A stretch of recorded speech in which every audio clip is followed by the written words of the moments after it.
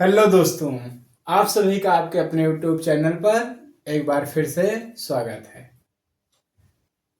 तो आज की इस वीडियो में हम लोग जानेंगे कक्षा 10 का विद्युत धारा चैप्टर से विद्युत विभव क्या है और विद्युत विभवांतर क्या है। तो सबसे पहले जानते हैं कि विद्युत विभव क्या है। विद्युत विभव एकांक धनावेश को अनंत से किसी बिंदु तक लाने में किया गया कार्य को उस बिंदु का विद्युत विभव कहते हैं। यानी एकांक कोई परिपथ है और वहां जो है अनंत से जब किसी बिंदु पर कोई आवेश आता है तो उस पर जो कार्य होता है उस कार्य को उस बिंदु का विद्युत विभव कहते हैं।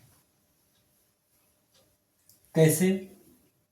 तो विद्युत विभव बराबर क्या हो जाएगा? W/Q, क्योंकि क्या कह रहा है एकांक आवेश को, तो एकांक आवेश है तो W/Q हो जाएगा विभव। अच्छा, एक चीज और बता दें आपको, जैसे मैंने लिखा कि कोई बिंदु है A है और ये बिंदु है B, यहां पर 100 कूलाम आवेश है और यहां पर 50 कूलाम आवेश है और इसको हमने एक तार से जोड़ दिया। तो क्या आप बता सकते हैं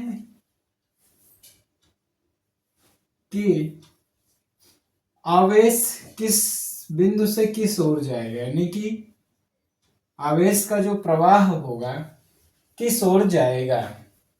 A से B की ओर जाएगा कि B से E की ओर जाएगा? यदि पता हो तो कमेंट बॉक्स में कमेंट कीजिए।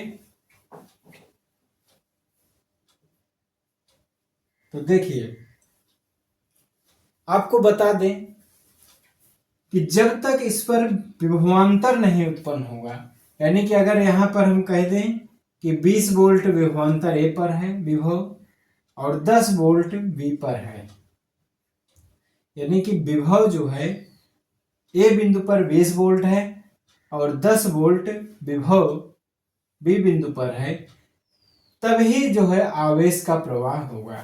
और वो भी आवेश का प्रवाह कैसे होगा? उच्च विभव से निम्न विभव की ओर। लिख भी दिया हूं कि आवेश सदैव उच्च विभव से निम्न विभव की ओर प्रवाहित होता है। यानी कि ये जो 100 कूलाम आवेश है, जब तक इस पर विभव उत्पन्न नहीं होगा तब तक इसका प्रवाह नहीं होगा। ठीक है, आई थिंक विभव समझ में आ गया।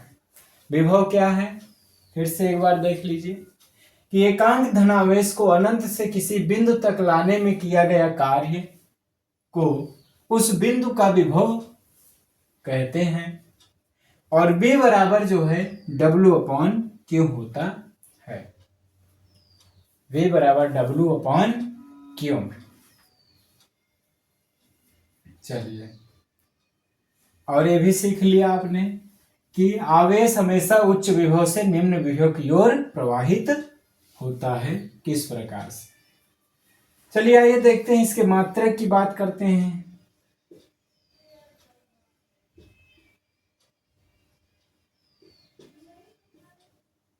तो विभव का मात्रक क्या होगा? तो W कार्य है तो कार्य का मात्रक क्या होता है? जूल।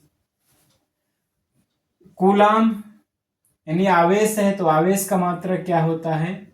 कूलाम। तो इसका मात्रक क्या हो जाएगा? जूल प्रति कूलाम, या इसको हम वोल्ट भी कहते हैं। आइए, आपका आज का दूसरा टॉपिक है कि विभवांतर क्या है। तो विद्युत विभव समझ में आ गया तो विभवांतर भी समझ में आ जाएगा। किसी विद्युत क्षेत्र में दो बिंदुओं के बीच एकांक आवेश को एक बिंदु से दूसरे बिंदु तक लाने में किया गया कार्य। यानी अभी तक विद्युत विभव में क्या था कि एकांक आवेश को अनंत से ला रहे थे एकांक आवेश को अनंत से ला रहे थे, लेकिन अब दे दिया गया है कि कोई परिपथ है और वहां पर ए बिंदु है और उन बी बिंदु के बीच में आवेश का प्रवाह हो रहा है, तो इस पर जो भी कार्य होगा वह जो है विभवांतर कहलाएगा। वैसे नाम से भी पता चल रहा है कि विभवांतर यानी विभव का अंतर। कहने का मतलब विभव का अंतर कब होगा? जब दो बिंदुओं के बीच विभव उत्पन्न रहेगा। इसको हम किससे प्रदर्शित करते हैं? डेल्टा V से प्रदर्शित करते हैं और डेल्टा V बराबर हो जाएगा W/Q। मात्रक विभव और विभवांतर के दोनों सेम रहेंगे, लगभग दोनों एक चीजें हैं, बस थोड़ा सा अंतर है। इनमें दो बिंदुओं के बीच विभवांतर होता है और इनमें अनंत से किसी बिंदु तक लाने में, यानी आवेश को अनंत से किसी बिंदु तक लाने में जो कार्य होता है उस बिंदु को विद्युत विभव कहते हैं।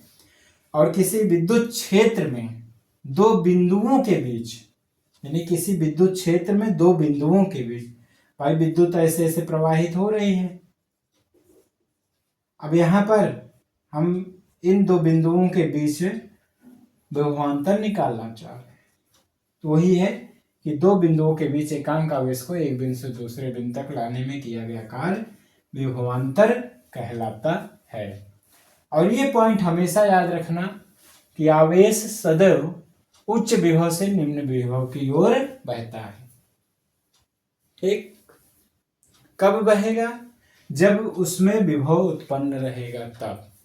यदि विभव उत्पन्न नहीं है तो आवेश की प्रवाह नहीं होगी। चलिए नोट कर लीजिए।